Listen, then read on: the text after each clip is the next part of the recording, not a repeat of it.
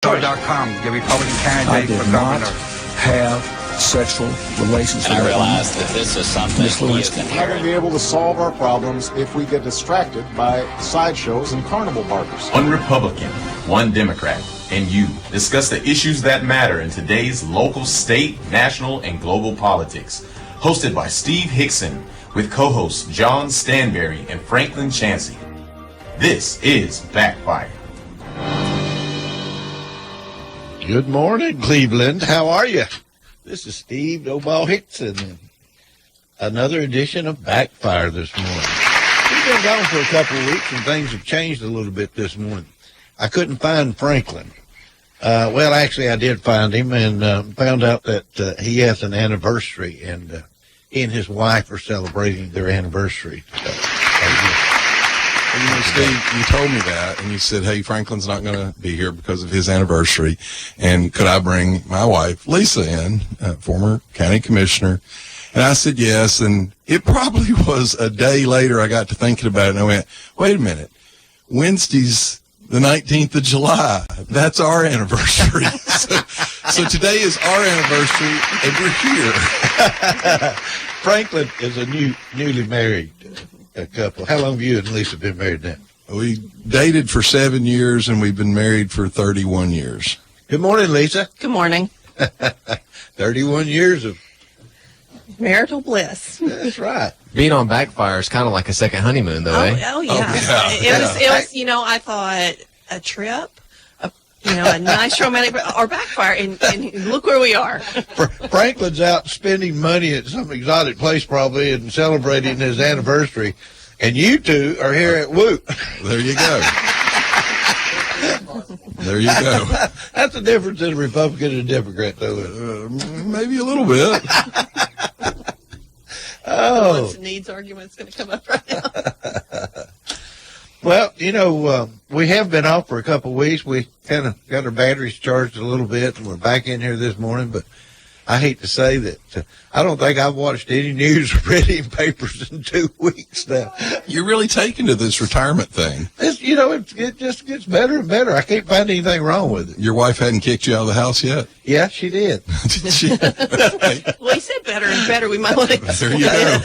I've got another little place I go and hang out all the time.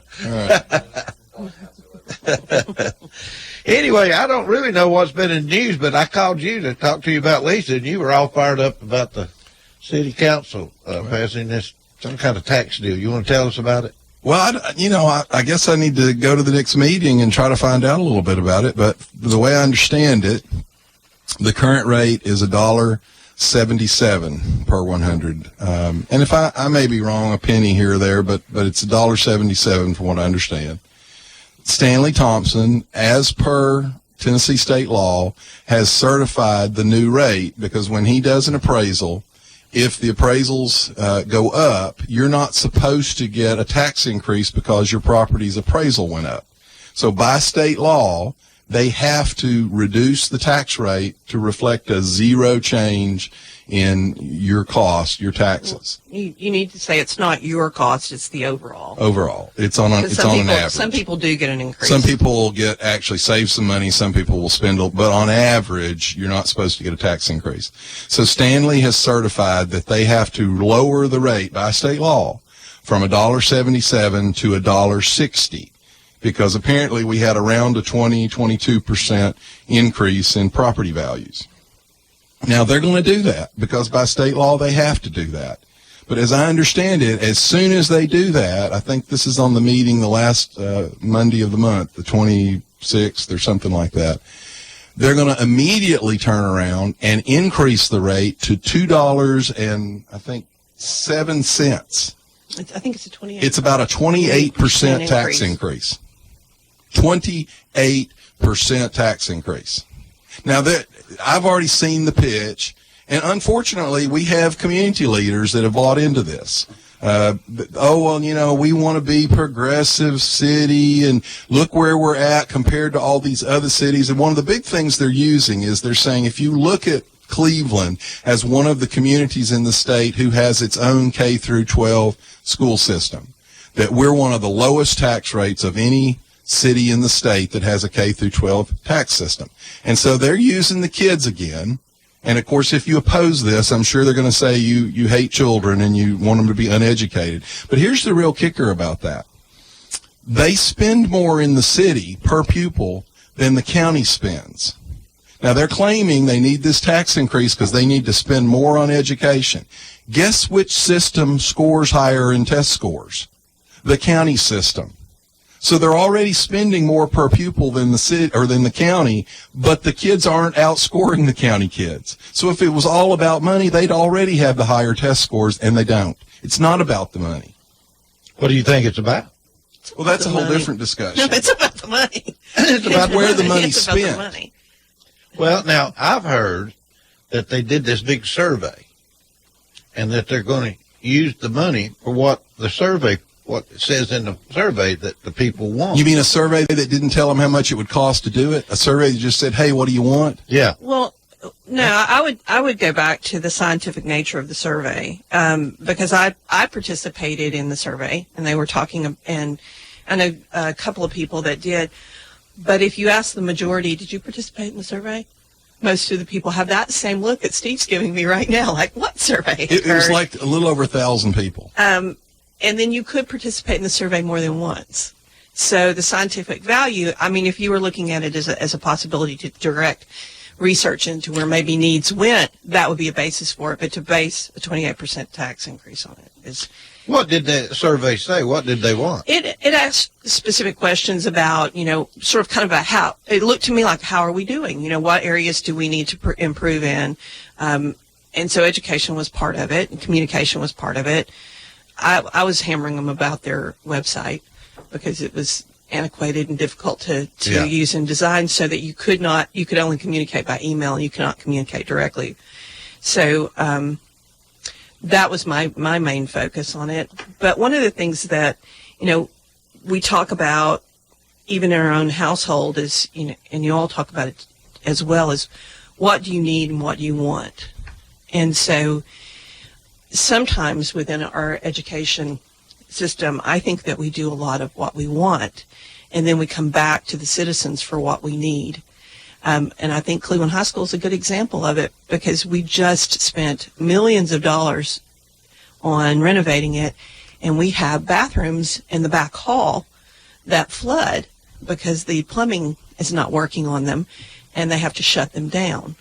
So after all the renovations that we've had and all the wonderful things that have happened at Cleveland High School, we still don't have a fully functioning house. So it'd be sort of like you saying you're going to renovate and your roof's leaking and you redo your kitchen. But I mean, the survey, one, it's a ridiculously small number of people that participated, and that's not even taking into fact that some people may have participated more than once. And secondly, it had no connection to the cost. It just said, hey, what would you like? Well, if you go ask anybody, hey, here's a list of cars from a Volkswagen to a Rolls Royce, which one do you like? Which one would you like to own? I'd like to see the results of the survey. They did publish it. I know. I never saw it really, but seems like I heard they wanted more entertainment downtown. Mm-hmm. What were some other things that were?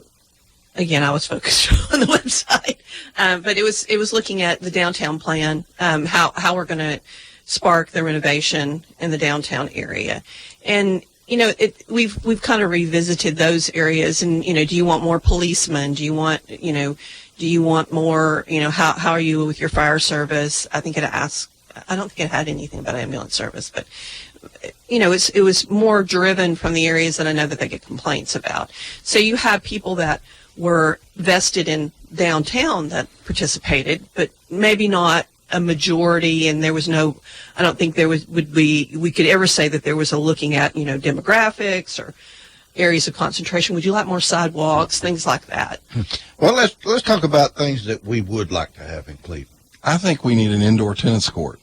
I think we need to raise taxes so we can build an indoor tennis court. Well, we're going to have a fight between the pickleballers and the tennis players. I know that's brewing. There's a huge increased number of people playing pickleball. I mean, obviously, a community and a league that doesn't have an indoor tennis court is in dire shape, and we've got to raise taxes so we can give more Well, we don't services have like that we don't to have, people. We don't have enough pools for our swim teams either. Well, you know. We don't have indoor facilities Right. either. Well, we should build an indoor swimming pool too. And like I said, the county needs to I'm keep not up. talking directly in the microphone. The I'm county sorry. has to keep up. We need an indoor Okay. curling rink too, because I think All right. curling's an up and coming sport. I think taking a more pragmatic look at what we're doing in the community would be great. I mean, one of the things we talk about all the time is the downtown area. What are we going to do in the downtown area? We talk about our downtown museum that was originally supposed to be a destination point has not evolved into that. You know, we've been funding that for a while. So one of the things that I guess we have, when I was on the commission, we talked about a lot, was what is the true nature of that museum and how it can become a driver. And that question is really never resolved, nor is funding in the downtown area. I mean, I think they talked about tax incremental financing. I was in a meeting where they were discussing that, where you take your tax dollars as you improve that area and you reinvest it in that area. And that's great. But I think if you're going to drive private investment and it's not going to be public investment, you're going to have to do something like we do for our industry, which is to do a SPLOT, which is to decrease that tax rate so that you incentivize people to invest in their buildings downtown or bring a business to downtown because it's going to hold their taxes down. And so doing a 28% tax increase kind of to me seems counterintuitive to that. You know, we've talked about the Cherokee Hotel, you know, that we should purchase the Cherokee Hotel and we should look at relocating everybody in the downtown area out. You know, we've got a wonderful example of growth and investment that was done by the Public Housing Authority man that we have in town here. He did it in Knoxville. And it didn't take, it took a private-public cooperation, but it didn't take a tax increase because they can act as a bank. Well, and we don't talk about that at all. Do you think we ought to buy the Cherokee Hotel? No. Renovate it? No. No. No. What government needs to go into the rental business now? And by the way, if you own any rental property out there, how are you going to feel about that competing against an entity that not only do they not have to turn a profit, they don't have to pay taxes either. So now a private rental person, real estate person, is going to have to be in competition with the government. Now, John, this is strictly a rumor, but I heard that they were wanting to buy the Cherokee Hotel, make it the new courthouse, and tear down the courthouse and make a parking lot out of it. Well, one of the problems is the reason we're stuck with that ugly courthouse is because a bunch of people in the 60s wanted to be progressive, just like we're doing now. We want to be on top and we want to be competitive with all the other counties around. Well, cities. I mean, we disagree about, I think, I don't think that it needs to be a partnership with the city or a government entity, but I do think that if you put the right incentive package together, you could drive somebody to... Private. One of the what problems did Chattanooga do? They've done a wonderful job redeveloping the downtown Chattanooga. Well, they formed a quasi-public entity that acted as the bank. Right. Through the, you know, so it, one of your again, problems is going to be how do you entice the current owner of the Cherokee Hotel to turn it loose because it's profitable for them. Well, It's he's Section ready 8. to sell it right now. That's why they're in such a rush to do it. And if they don't buy it quickly, he's going to miss his opportunity. Well, where are you going because to put he's in Section 8 housing, and He's so in Section 8 housing. there's a time when it rolls over, and he where are has you to going either to put all the it back. people that live there? I think from what I'm hearing, now this is strictly rumor, that this guy will relocate it to another location somewhere, which is no one knows right now where it would be.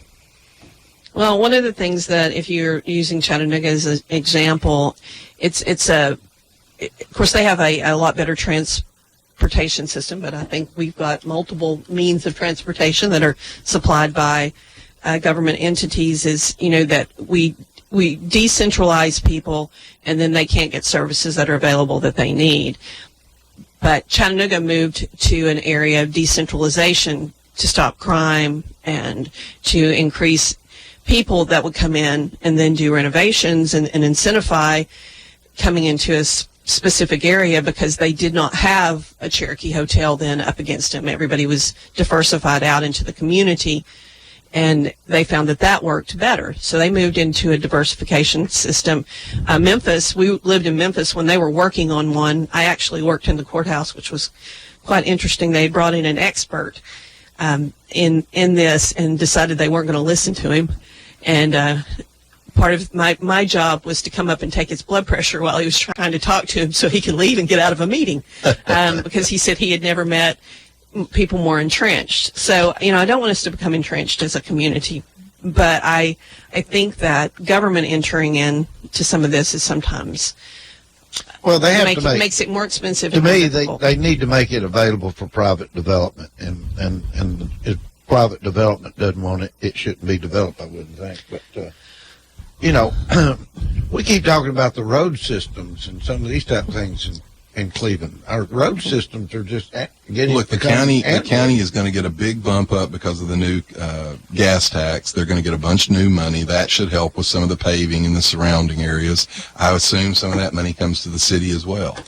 Well, it's not the paving per se. It's the actual size of the road and the movement of the traffic. It's making some new roads, not repaving some old roads. Right. And looking forward, and specifically in our east-west connectors, we had a road study done that was done, I think, 2 years before I went onto the commission. We paid several millions of dollars for it. It was a cooperative effort between the city and the county, and if you pull out that road study, I will guarantee you we have done nothing on it. We had a lot of discussion about it, but, it takes things like going ahead and, as a county, buying land ahead of growth, looking at those east-west connectors, and I always thought that made sense. We worked on it a little bit, but it never had any fruition, and it's only gotten worse and only gotten more expensive to do because now you're into condemnation and several things like that. Hooper Gap, I think, is a huge example. Hooper Gap was a lost opportunity 12 years ago, that if we had improved Hooper Gap and looked at connecting on over where the old airport was, that would have made sense to have that as another east-west connector. We didn't do it. So now if you're traveling east and west, you have to loop around, which further complicates the traffic issue. I'm a little bit upset that Cleveland, the school system, won't have anything to do, doesn't seem to want to have anything to do with the American Uniform Building that's going to be used, that the county's buying, and going to turn it into a space for science, technology, engineering, and math activities. Well, it's because they're, again, and this goes back to the let's just raise some more revenue. Nobody's running this like you would run your own home. Nobody's running it like a business and saying, what makes the most fiscal sense to produce the outcome we want? If you really want the most kids to be able to experience the STEM program, then you ought to be at least interested in a cooperative venture between the two systems. But we've got, when you pull money off, when all you have to do is raise taxes 28%, then you're not worried about how do I save some money, how do I streamline this. You don't care. Now, if it was your money, your home, your business, you would care, and you would be looking for opportunities like that. I heard some interesting comments made the other day on a show I was watching, and it was talking about the presidential sides of things and so forth, but they were talking about how Americans have made it too easy for government to take our tax dollars. Absolutely. Well, I think that you can even look at it if we stay centralized, but I do agree that it's the same way on the state and then on the federal. But if we look at centralized, we can see, we have two programs. One was at the old Y, and one's at another older building on Sunset, where we take our children that are at risk, and they, in a smaller classroom setting, they try to bring them back into where they should be. so that they can graduate and be successful, which I think is a good program. But why do we need two? Because if you look at the number of students in and the teacher ratio that they want, we're always way below that. So you have two administrations, you have two buildings. Oh, I know. And when we tried to have Two fire departments. when we tried to have the discussion about maybe having that as shared program, nobody. Were you a county commissioner when they decided to move these fire departments? Oh yeah. Well, how did that happen? I went down in flames voting against it. I wanted to consolidate Well, it. you were wanting to consolidate, Yep. right? Yep. And you still feel that way, correct? Yes. And I think that all the numbers that we have the city's now got to build a new bear station. that out. That's one of the things about this 28-cent tax increase. They've got to build a new station. But at the same time, the county is having to build a new station. So the county's building stations in the current county area. The city is annexing and growing. Well, they have no agreement to take over those county stations, which means that if they don't take it over... Well, they won't take them over because they're not built. Well, they're not, they don't meet the specs the city wants. So that's a complete, this is just like pouring money in a pile and burning it. so we got two things. Our school systems, they ought to be probably put together as one. Well, they could certainly cooperate on something like this STEM program you're talking about. I would like to try to see them take baby steps. I know. Which would be like cooperating on a joint venture. Look, Steve, I've said this before. I asked when they were renovating the YMCA at, I think, $2 or $3 million pop for that as their alternative school. Well, that's what we just talked about. The county had the alternative school over here. I asked a principal in the system why they couldn't cooperate, because at the time, as I remember it, the average number of students was 9 students. Now, I think that's changed because they're putting a lot different kinds of kids in there now. They do their But at the in-school time, suspension and things it was like that there. 9 students. That was the average per month, 9 students. So I said, why can you all not cooperate and have one joint school for the alternative kids? And he looked at me, he said, now I will deny this if you ever say it publicly, but it's because no one can agree on who's in charge. Well, by all means, blow $3 million on a building because you can't get your ego out of the way to cooperate with someone else. Well, I believe that if you went back and you revisited all of the multiple meetings we had about the fire department, and two things were going on. One, and I think this would be very important for us to try to do as a government, is when you do a proposed budget, and then you move from proposed to actual, that you actually remarry those and look at the areas that you were wrong in. So the next time that you do a proposed budget, you'd have, a better understanding of where you made mistakes. So we did a proposed budget, and if you look at the actuals now, you would see that was wrong. Way wrong. Way wrong. And we've never gone back and revisited, because I was told, well, we've already started down that path, so there's no ever turning around or never looking behind you. Of course, the real answer to that is because if you go back, someone would have to take the blame for the bad numbers. That's why we don't do it. No, my part is I don't think that we should start to assign blame. We should start to assign knowledge. But you wouldn't have to assign blame. What happens is if there's that many wrong numbers, whoever made that document, people know. So it doesn't matter whether you assign it or not. If you made a document up and you were off by 50, 75, 100% on your numbers, that's a bad document. But we don't go back and have Kind of that. like Obamacare. Kind of like Obamacare. Obamacare. It is. So you don't go back and you don't look at where the mistakes were so that you improve them, or say maybe we need to revisit the system, or maybe we need to modify what we're doing so that we don't continue pouring dollars down into our hole of a mistake. And it's easy, I guess, in government because then you just hit the taxpayers up for more money. So that's one of the things that I think would be very nice. The other thing about this city tax we haven't talked about is they just annexed a growing commercial area. I am so sick of this, well, we're growing, so we need to raise taxes. If you do your growth right, if you have the right mix between commercial, industrial, and residential growth, theoretically, unless you expand services, you shouldn't have to raise taxes. So that's a bogus argument to begin with. But no one's discussing this new area potentially could bring in millions and millions of new tax dollars because it's mostly commercial development. They've already spent them. Yeah, he's right. They have. They've already budgeted them and spent them. That's what I The find. Walker money was spent 4 or 5 times over. Well, but you also look at Paul Huff. Paul Huff and Mouse Creek, they've proposed a planned urban development of PUD, multiple PUDs, and it's going to bring in at least 200, maybe 200 plus additional occupants into that space. You're talking about some apartments going to be built up there by Home Depot or something like that.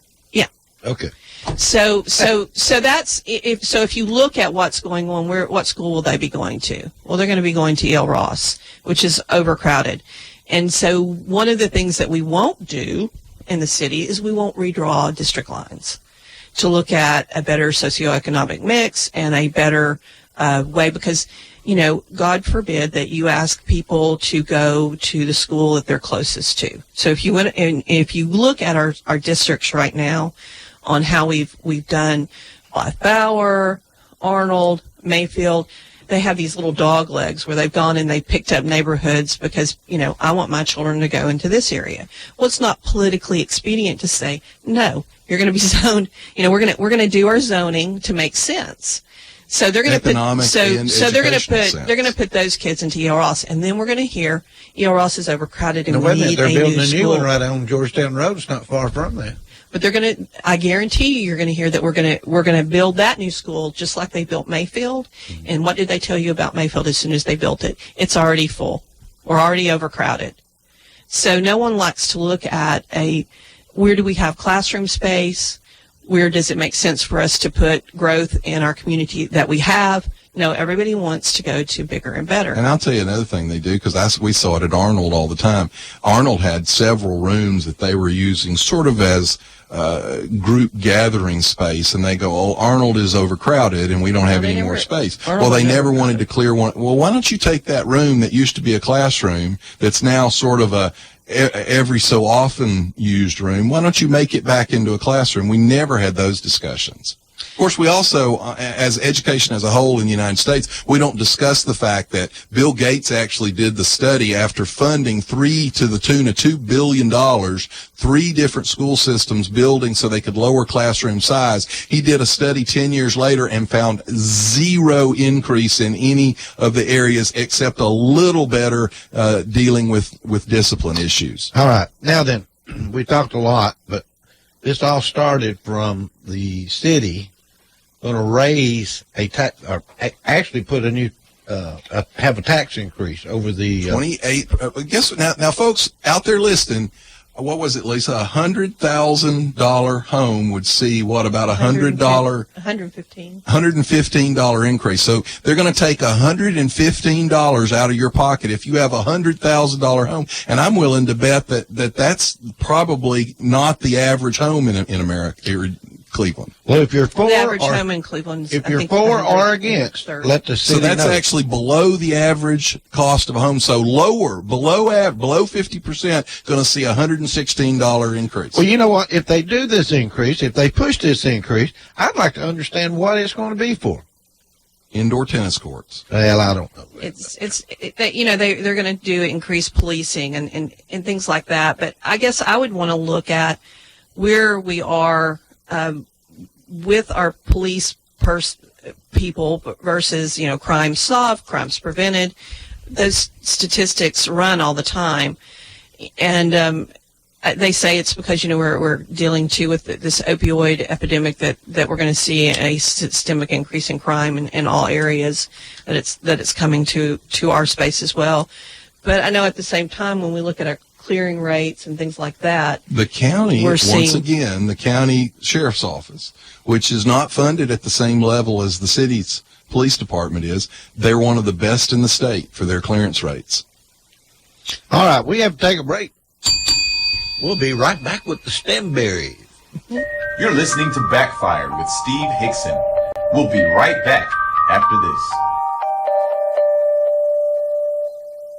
You are listening to WOOP-LP, Cleveland, Tennessee. WOOP FM is a broadcasting service of the Traditional Music Resource Center, and we play America's original music. If you need a little green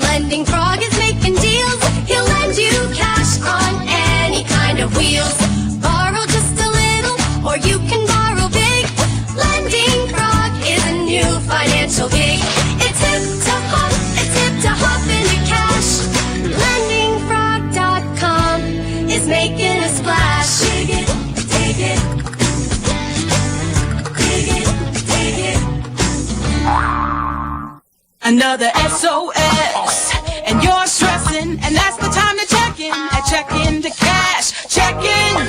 When you have a cash emergency, you check in. We understand the urgency. Check in to get your loans and more. You gotta check in with your check into cash. Sure. Walk in, call in, click in, go all in. Check into cash in, check into cash. Your one-stop money shop. Check into cash. This is Teresa Gilbert from the Village Bake Shop in Cleveland, Tennessee.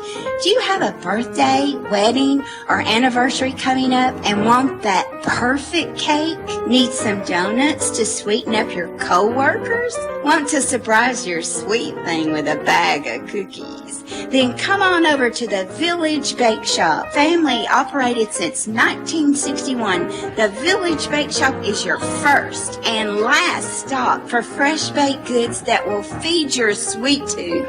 The Village Bake Shop located at the Village Green Town Center. The phone number here is 423-476-5179. See you soon. Why would you put up with a heating and cooling system that cycles on and off when you can have quiet, true comfort, variable speed by train? It runs at low speeds with continuous little adjustments to keep your home comfortable and quiet. It's always been hard to stop a train. Now, it's hard to hear one. When you want an unconventionally efficient heating and air unit that keeps your home right in the comfort zone, day in and day out, nothing will do but a Train. To get the best Train service, call your local Train comfort specialist. Mechanical Systems, 336-5739. Keeping you comfortable is Mechanical Systems' only business, and they've been providing high-quality service and installation for more than 30 years. Mechanical Systems, 336-5739. That's 336-5739. It's hard to stop a train. Financial Recovery, licensed and bonded collection agency, located right here in Cleveland, Tennessee. Give them a call at 423-473-7670. Small town service with big city results. A full service medical, commercial, retail, and individual collection service. Celebrating 10 years in business. Call Financial Recovery at 423-473-7670 to help you with your accounts receivable and past due invoices. Financial Recovery, 423-473-7670. No dealers allowed. Jackson Catnapper. Family owned and operated in Cleveland since 1933, offering the best with over 70 styles of recliners, sofas, electronic lift chairs, full living room packages. Call Mike now at 961-7239 because Jackson Catnapper now offers sales to the public every Saturday. That's right, every Saturday. From 8 in the morning to 1 in the afternoon. Or call Mike at 961-7239. Or go see him every Saturday at 1911 King Edward Avenue, just across from the main plant. Jackson Catnapper, family owned and operated in Cleveland since 1933. 961-7239. No dealers allowed. You're listening to Backfire with Steve Hickson on Whoop FM. Call 423-614-5553 to join in on the conversation. Now, back to Backfire. All right, we're going to step it up a little bit. I want to know what you think the future is for the Republican Party. You should say locally or federal. Both. Mainly federally. You know, Steve, I don't know. Well, this was something we were talking about actually on the way over here. Here's one of the problems. The Republican Party is it's very hard to be the party that says no to people. And, for example, in this Obamacare debate, you've got people, I know you, Steve, are upset that they're not supporting President Trump as much. The problem is even Republican voters out there, and certainly independent voters out there, once you give them something, you know, what's the definition of eternal life? It's a government program. Very difficult to take it away. So you've got these senators that have campaigned on removing it, and I think Obama and the Democrats knew this. I think they knew once they got this thing in, even people that were mad at it, even people that were opposed to it. It was designed to fail. Because they wanted single payer. That's they right. want government-run health care. And by the way, if you like government-run health care, just put yourself in the position of Charlie Gard, the little baby over in Great Britain who they decided needed to die. That's government health care. Well, I mean, I think that even locally or in our country, we can look at some of the government programs. You know, the VA. The VA would be like single-payer health care. That's what it is for veterans. How well is that working out for us? The veterans hospitals? Yeah. Yes. I always said I think we need to do away with it. But that's the point. You go into single payer is not doing away with the VA. It's putting everybody in the VA. It's making a bigger one. So if we can't run that system, why would we be able to run a bigger system? So I guess that's my big problem. But I also, you know, I think we're making it too complicated. It is. No, I don't. I think it's complicated. Here's what I really think.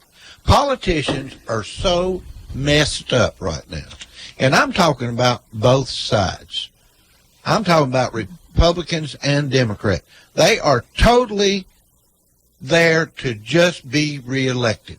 They can't think about anything but being reelected. So term limits. Well, term limits, well, you know what? That's a great thing for you and I to say. You think they're going to do anything about it? No. I think we should have term limits. Well, I mean, I think there was a reason why we had a term limit on the presidency. We talked about term limits for years, and nobody pushes it past the elections.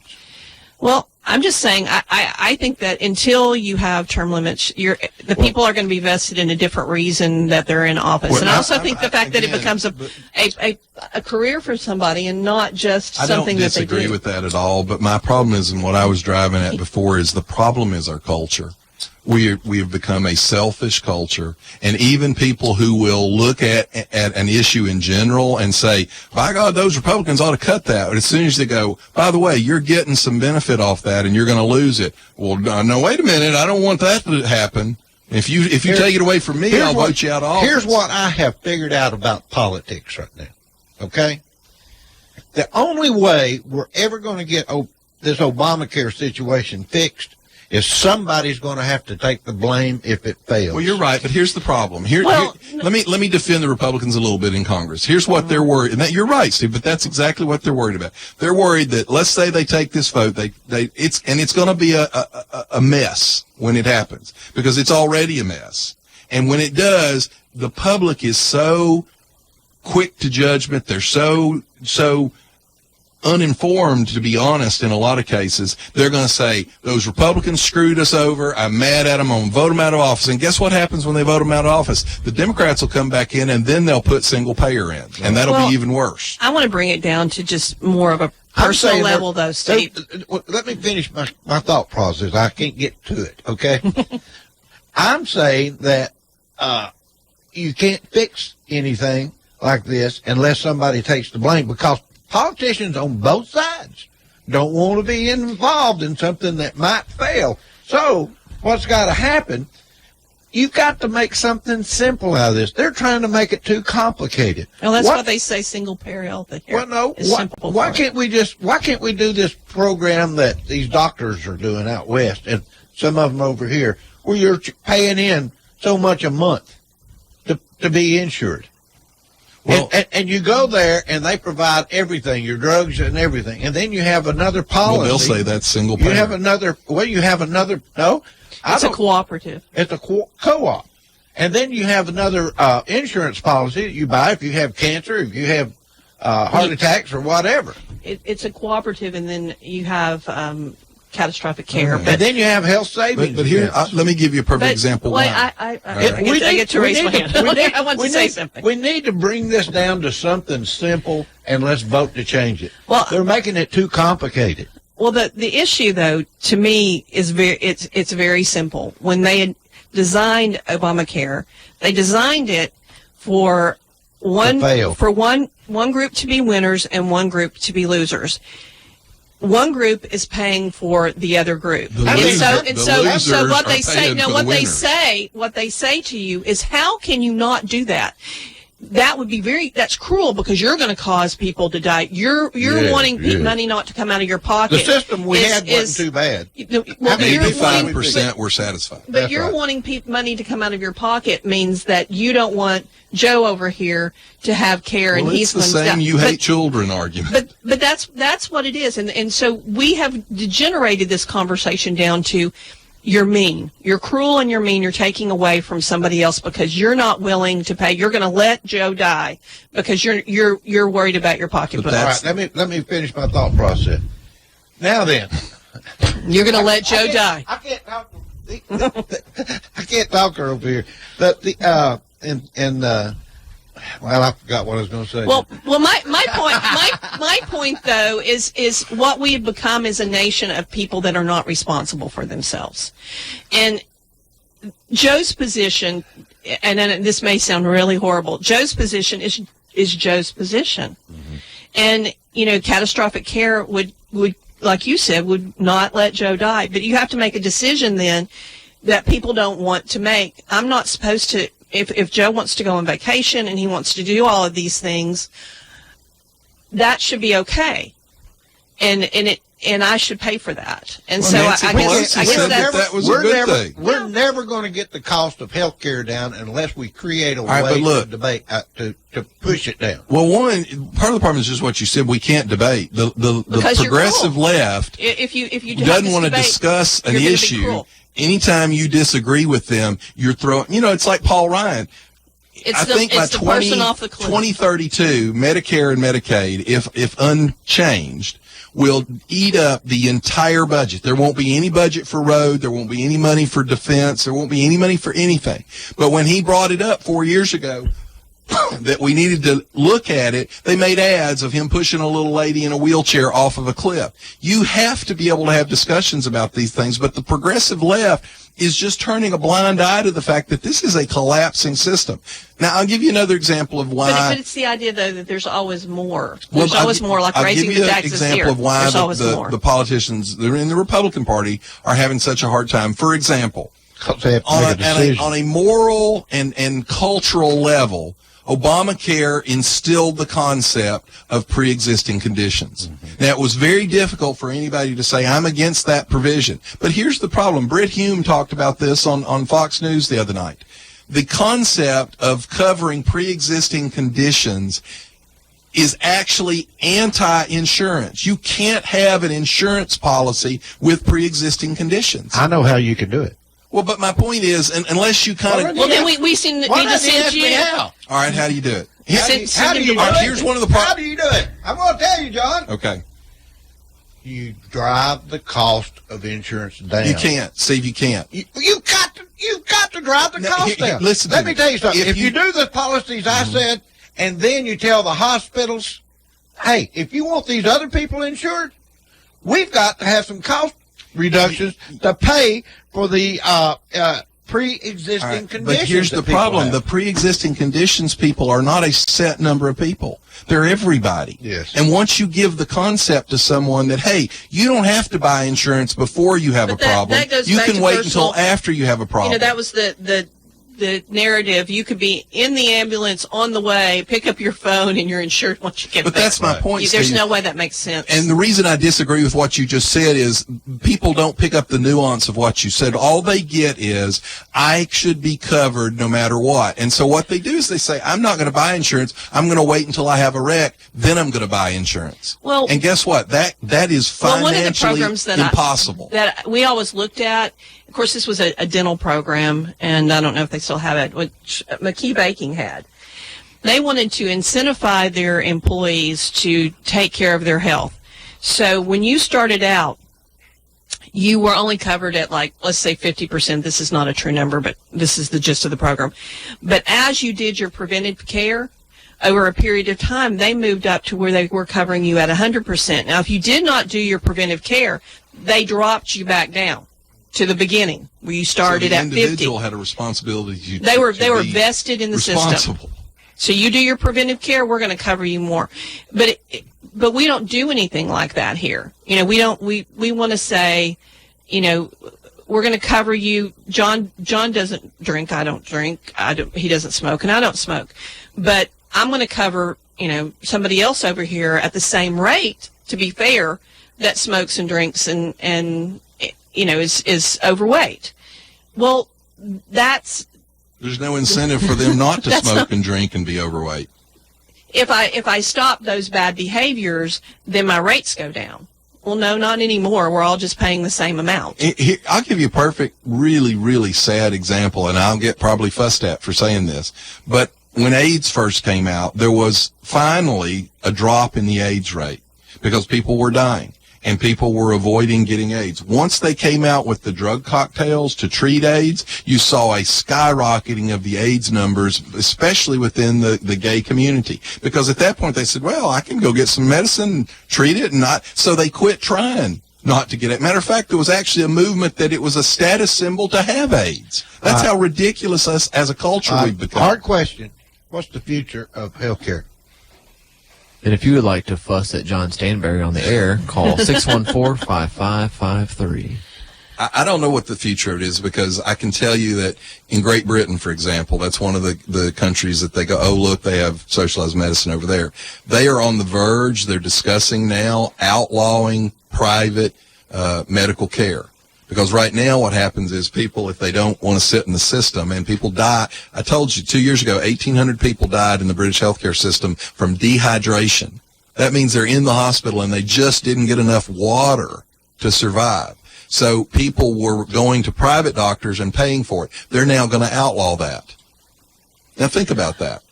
The system's failing. And if you've got enough money or you scrape money together to go to a private doctor, they're going to outlaw you from being able to do that. Just like Charlie Gard, that little baby, they privately raised $1.7 million to bring that baby to America to get treatment. And a court in Great Britain and a hospital said, nope, you can't have your own baby to get him maybe a chance at living. Why do you think they do that? Because they don't want to set the precedent. Because if Charlie Gard comes to America, even though it's privately paid, and he survives, then the next person... That's undermining their the next person whose baby has that, for health care. Bless this child's heart. He's never going to be much, if anything, if he does survive. But here's the point. The parents just don't want to But turn Steve, loose. That's fine if that's the way they want to do it. But here's the point of that. Guess what? If they treat Charlie Gard and he doesn't come out great, but they make a breakthrough that leads to a new drug or leads to a new treatment, that's how these treatments happen. By the way, they just scrolled on the news that the Congress has given Charlie Gard U.S. citizenship. Well, I guess you asked me where I think some of the healthcare is going to be going. I think that you're going to see the cooperatives that you talked about. I think they're going to expand probably and get their own doctors groups, and then you're going to see these niches start to break out. Until I think the that's going to socialists decide that it's a threat to single-payer health care and outlaw it like they're trying to do. What do you think the future is going to be while Trump's in office of health care? I think they'll eventually get something. I think we're going to continue in our cat chasing its tail or dog chasing their tail. That's one of the things that, you talked about being gone on your trip and coming back. You could have just watched when you left, and it's pretty much the same now that you've come back, which has to be really frustrating for somebody like we're not Trump. quite talking about Russia as much, but well, I mean, I just think that became a ridiculous narrative. Once we had beat it to death multiple times, but MSNBC is still talking about Russia. You watch that? I watch all of them. I watch CNN, I watch MSNBC, and I watch Fox. I get aggravated when I watch them. She says she has to watch so she knows what they're saying. Well, I do flip back and forth. My wife gets mad at me because she can't stand CNN. Well, I'm more your wife's vein. I get mad. Well, I mean, I don't want to see it. I know what they're going to say. I don't want to hear it. Well, I think it's good to listen to a different narrative sometimes, because you can get locked into your position so much and you don't see what's going on. I mean, I do find the issue that we are discussing, that we actually have people come out on the Senate floor and say, that's mean. What you're doing is mean legislation. Or that people you have blood on your hands. And we talk about it. Why do you think Republicans couldn't repeal this? Well, because when they repeal it, it is going to collapse. And there was a discussion about, and part of this is that you've got moderate Republicans, you've got conservative Republicans. If they move the bill if you move the bill in one direction, the conservatives jump off. If you move it back in the other direction, the liberals jump off. Well, I think our biggest problem is what you said before. We don't debate. I mean, if you put 10 people in a room, they're going to have 10 different opinions, and the only way you come to a consensus is you have really hard debate. But now let me say one thing that is not getting said, and you may not be aware of this. When Obama passed Obamacare, he had about 7 more senators in the Democratic fold than the Republicans have now, and he had about 20 or 25 more House members. He had a really much bigger majority in the House and the Senate. The Senate especially, when you only have 2 senators as your majority, it's very difficult to get something through. Well, at this point, though, I don't understand why we're not just following the rules of the Senate, and you put it out there and you have your debate and you offer your amendments. Because the rules of the Senate require 60 votes to cut off debate, and the Democrats have been experts at exploiting that rule. Then the narrative that the Republicans can't get their act together and we're not being obstructed is over. Well, because that's a huge narrative that's out there. It's over if you believe in the truth. It's not over if you look at the media exposure. MSNBC, CNN, they're not going to say that. I'm just saying there's a reality of what's happening. But people are only aware of the reality that the news media puts out, and no one puts it out that Chuck Schumer and them are not agreeing to. You saw the White House yesterday called for them to kill the filibuster and go to a straight 50% vote.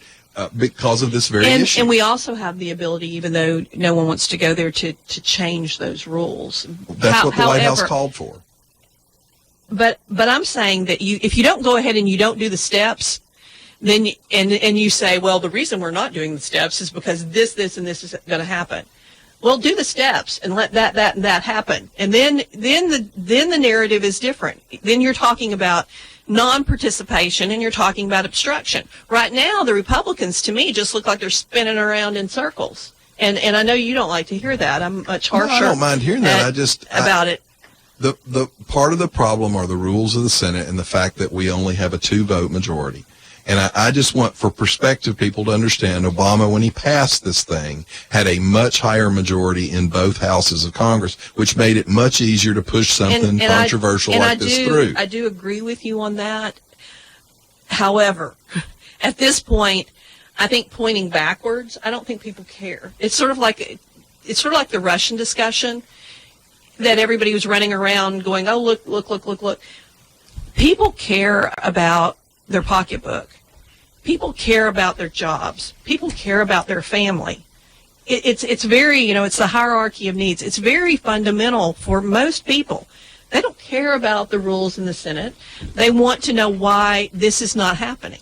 All right, if we repealed this right now and say we're going back to the system the way it was before Obamacare ever came out, that would be a good thing. It would. But how would the liberals take it? They'll say you're killing people. And the first patient who dies, who was going to die no matter what you did, will be blood on Republicans' hands. So what? And it will be blood on everyone's hands. It will be that's what I said. That's what we've degenerated our argument down to.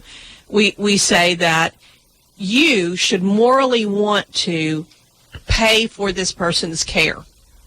It is a moral.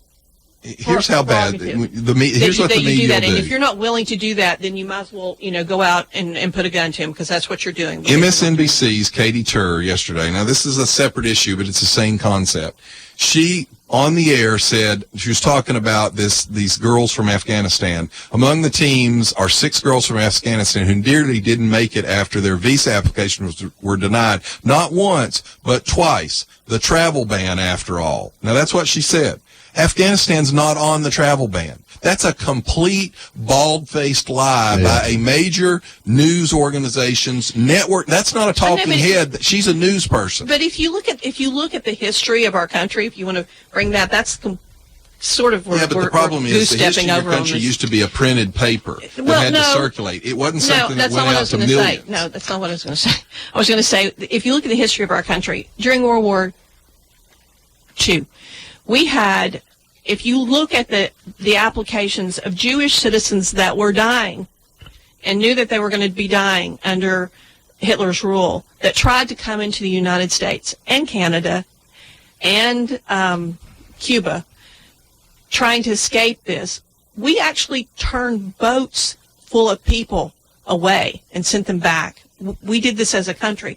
We've not had this complete open door policy. Whether that was a good thing or a bad thing, I would think that probably wasn't a good thing, because we know that those people that went back and went into Europe within, I think, over a third of them went back under Hitler's rule during the war, because there was a huge debate in our country about not participating in a war. We have not had a complete open door policy. We've had a history of really looking at situations.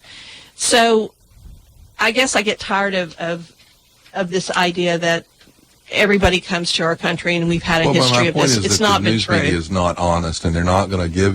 They're never going to give the Republicans. They're not honest. I'm just saying, in history, it's not true. It's so obvious. You know, everything in politics has changed. I did not realize how bad our system was until Trump was elected. I will tell you, you were talking about health care. United Healthcare's profits have soared since they got out of the Obamacare markets. Now, they were losing money when they were participating in Obamacare. In 2016, they cut their participation from 34 states to just 3 in 2017, and they're going to drop one of those in 2018. But the first quarter that they got out of the Obamacare markets, they became profitable again. Now, part of what Lisa's talking about is we've lost the ability to have just fact-based discussions like that. You can give that to a Democrat and go, look, these companies can't lose money. And they go, well, they should. They should take care of people. Well, I mean, that's what I said. Our argument has degenerated to you have a moral obligation to pay for this person. That should be your job. And but it's the same arguments that we have. All right, we're going to have this discussion about what we've started out about taxes here locally. You know, we have a moral obligation to educate our children and that provide equates to raising taxes and provide, XYZ number of services. But there is never, and if you discuss it from the standpoint of, okay, let's look at it as a business model, then no, you're being mean. You're being mean to children. By the way, folks, you all need to show up at the next city council meeting. I think it's this coming Monday. And that's another thing. They're supposed to have 2 meetings where they discuss it, and then they're supposed to allow the public at the first meeting to have the discussion, and then they come back later. They have these meetings in the afternoon when most people are at work. They know damn good and well that people can't get out of work to come to those meetings. And the worst of it is, a lot of the times they have the one meeting at 4 o'clock and then the voting meeting at 5 o'clock. Well, if you couldn't come to the 4 o'clock meeting, you sure aren't going to be at the 5 o'clock meeting. They ought to have one meeting and wait 2 or 3 weeks for public discussion, especially with something as serious as a 28% tax increase. Again, going back to technology, because people can't participate, we have wonderful technology. I think that we should be able to do public comment, which, the state, if you look at what the state does, of course, you have to be vested or interested in one specific thing. When they are proposing something, they put it out for public comment. You have usually several weeks to comment on that. I think as serious as this tax increase is, they should postpone it this next Monday and at least let the public have. How many headlines have you seen across the top of the banner? Cities getting ready to raise taxes 28%. There was one in the paper. Yeah, but it doesn't make it clear what's happening. Oh, they're going to talk about revenue proposal. No, it ought to say, city is going to move to raise your taxes 28%. That ought to be the headline. You know what I think a lot of what's wrong is enough people aren't speaking up. I agree. Speaking out. But if you think about I'm talking about it in all politics. Well, if you think about rentals, one of the big things we talked about is those new buildings coming in. Can you imagine if you went to your tenant and said, hello, tenant, I need to raise your rent 28%. Mm-hmm. How's that going to go over? Aren't you going to do that, Lisa? Well, you can't do that. You can't do that to people. Well, I And mean, you here's can't the do worst that of to it. people. That's the people that are already in the market. You're squeezing them really, really hard. But what does it do to a potential person who looks and goes, well, I can go to Cleveland or I can go to Athens. Both of them have open market, for rental space. Well, look, what's the tax in Cleveland? What's the tax in Athens? The tax is cheaper in Athens. I'm going to go to Athens. All right, I hate to say this, but we're over our time limits here. So we've got to go. Don't raise our taxes. At least you owe us the decency of having more broader discussion. All right, that's all. See you next week, folks. You've been listening to Backfire.